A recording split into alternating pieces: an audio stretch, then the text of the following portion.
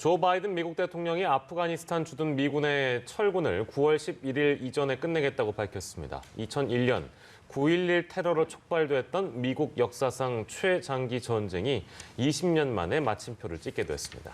흑인 청년이 백인 경찰관 총에 맞아 숨지는 사건이 발생한 미국 미네소타주에서는 사흘째 항의 시위가 이어졌습니다. 밤사이 들어온 글로벌 뉴스 김지수 기자와 살펴보겠습니다. 어서 오십시오. 안녕하세요. 네, 어제 이 시간에도 관련 내용 전해드렸는데 바이든 대통령이 아프간 주둔 미군의 철군을 직접 발표했죠? 네, 2001년 알카에다의 9.11 테러로 촉발돼서 20년을 끌어온 아프간 전쟁에 조문이 고해졌습니다. 바이든 대통령은 다음 달 1일부터 아프가니스탄 주둔 미군의 철군을 시작해 오는 9월 11일 이전에 끝내겠다고 밝혔습니다.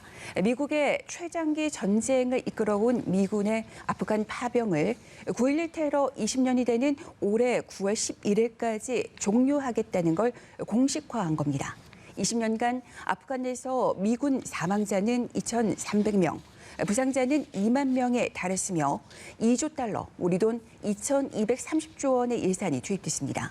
아프간 주둔 미군은 알카에다 수장 오사마 빈 라덴을 제거했던 2011년 한때 최대 10만 명에 이르렀는데 현재는 2,500명으로 줄어든 상태입니다.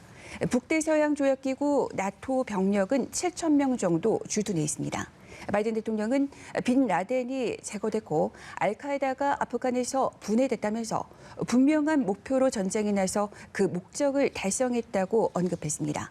또 앞으로 닥칠 도전에 초점을 맞춰야 한다면서 중국과 러시아라는 더 큰 도전에 대처하고자 미국의 외교 정책을 조정하길 원한다고 강조했습니다.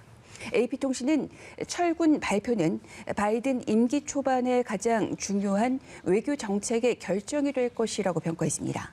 그러나 로이터 통신은 명백한 승리 없이 철군함으로써 미 군사 전력에 대한 사실상의 실패를 인정하는 그런 비판에 직면했다고 지적했습니다. 바이든 대통령은 이번 결정에 대해 조지 W. 부시 전 대통령과 논의했다고 밝혔습니다. 미군의 아프간 파병은 부시 전 대통령 재임 기간에 시작됐습니다. 북대서양조약기구 나토도 동맹국들이 다음 달 1일까지는 아프가니스탄 철군을 시작하는 데 합의했다고 밝혔습니다. 그러면서 모든 미군과 나토의 아프간 지원 임무 병력 철수를 몇 달 안에 끝낼 것이라고 전했습니다. 바이든 대통령의 아프간 주둔 미군 철수 결정을 놓고 정치권에선 공방이 일었습니다.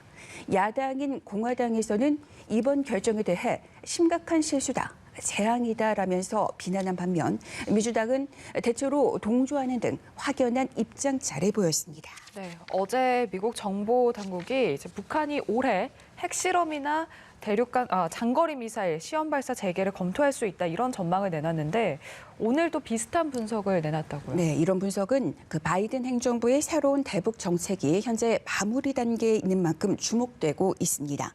북한이 미국과 동맹국들 사이를 틀어지게 하기 위한 시도로 핵실험과 대륙간 탄도미사일 ICBM 시험 발사를 재개할 수도 있다는 분석이 나왔습니다.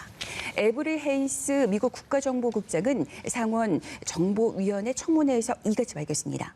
이런 발언은 미 국가정보국장실이 앞서 공개한 연례 보고서에서 북한이 가까운 미래에 대량 살상 무기를 통한 위협이 될 것이라고 경고한 것과 같은 맥락입니다. 글렌 베너크 미 북부사령관도 ICBM 시험 가능성에 대한 경계심을 재차 드러냈습니다. 그는 북한이 2018년 발표한 핵과 ICBM 시험의 일시적인 유예에 더는 구속되지 않는다는 뜻을 내비치면서 머지않아 향상된 ICBM 시험을 시작할 수 있음을 시사하는 것이라고 밝혔습니다. 그리고 폴 나카손의 미 사이버 사령관은 미국에 대한 적국들의 사이버 공격 위협과 관련해 사이버 안보는 국가 안보라면서 적들이 무엇을 하고 있는지에 주목해야 한다고 말했습니다. 미국의 중요한 기반 시설에 대해서 중국과 러시아, 이란, 북한과 같은 적들의 사이버 공격 위협이 과거보다 정교해졌다고 지적했습니다. 네, 이번에는 미국에서 발생하고 있는 백인 경찰의 과잉 진압 문제, 살펴볼 텐데 이번에도 흑인 남성이 목숨을 잃었어요. 미네소타주에서 항의 시위가 계속되고 있다고요? 네, 13일 오후에도 미국 미네소타주 브루클린 센터에서 평화롭게 시작된 시위가 밤이 되면서 격화격해졌습니다.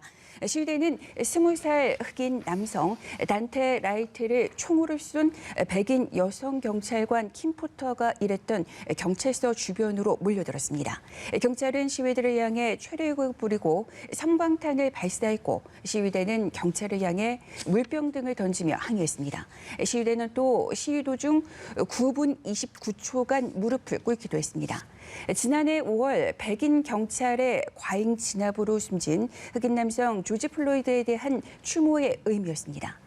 플로이드가 숨진 미니애폴리스는 라이트가 총에 맞은 브루클린 센터에서 약 12km 떨어져 있습니다. 경찰은 이날 밤 60여 명을 폭동 등의 혐의로 체포했습니다.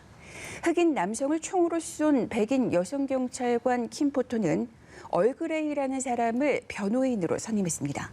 여기서 얼그레이는 지난해 5월 백인 경찰에 의해 목이 짓눌려 숨진 흑인 남성 조지 플로이드의 사망 현장에 있었던 경찰관들 중 한 명을 변호하고 있습니다.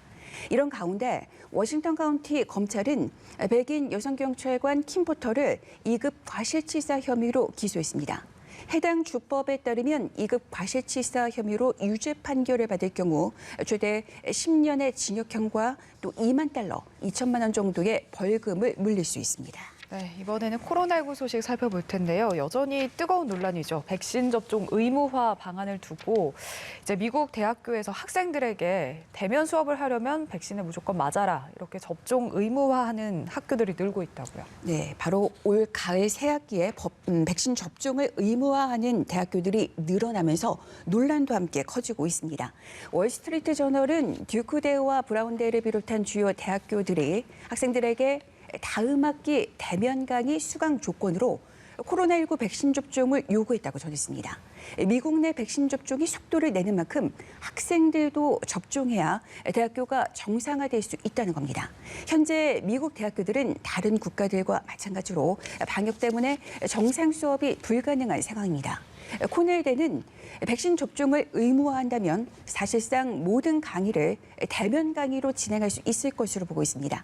이 말은 접종하지 않은 학생은 강의를 듣는 것 자체가 힘들어질 수 있다는 얘기입니다. 다만 대학교가 학생들에게 백신 접종을 의무화하는 게 법적으로 문제가 될 수 있다는 지적도 제기되고 있습니다. 학생들에게는 백신 접종을 거부할 권리가 있다는 얘기입니다. 이에 따라 일부 대학교들은 종교나 건강상의 이유로 백신 접종을 거부하는 것을 허용할 방침입니다. 예, 그리고 백신과 관련해서요. 존슨앤존슨의 얀센 백신, 이 안전성 평가가 유럽에서 진행되고 있는데 언제쯤 결과가 나온다고 전해지고 있습니까? 네, 현재 미국과 유럽에서 얀센 백신에 대해서 안전성 평가 분석이 이루어지고 있는데요. 유럽의약품청은 얀센 백신에 대한 안전성위원회의 평가 결과를 다음 주에 발표할 것으로 예상한다고 밝혔습니다. 유럽의약품청은 안전성위원회가 미국에서 얀센 백신 접종 뒤 나타난 특이 혈전의 매우 드문 사례를 검토하고 있으며 현재로서는 다음 주에 결과를 내놓을 것으로 예상하고 있습니다. 혈전 생성 논란을 가장 먼저 일으킨 아스트라제네카 백신이 덴마크에서 접종 프로그램에서 빠지게 됩니다. 덴마크 당국은 코로나19 상황이 통제되고 있고 다른 백신들을 사용할 수 있다는 점을 고려해 이같이 결정했습니다. 로이터 통신은 아스트라제네카 백신 사용을 완전히 중단한 건 덴마크가 세계에서 처음이라고 보도했습니다. 다만 덴마크 당국은 이번에는 아스트라제네카 백신 없이 접종하기로 했지만 상황이 바뀔 경우 이 백신을 다시 도입할 수도 있다는 점을 아예 배제하지는 않았습니다.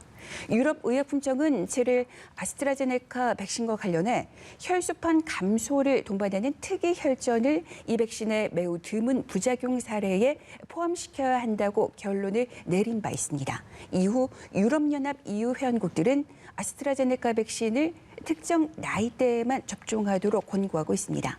덴마크 당국은 아스트라제네카 백신을 이미 한 번 맞은 사람은 두 번째 접종에서는 파이자나 모더나 백신을 맞게 될 것이라고 설명했습니다. 네, 오늘도 다양한 국제 소식 살펴봤습니다. 지금까지 글로벌 브리핑 김지수 기자와 함께했습니다. 고맙습니다.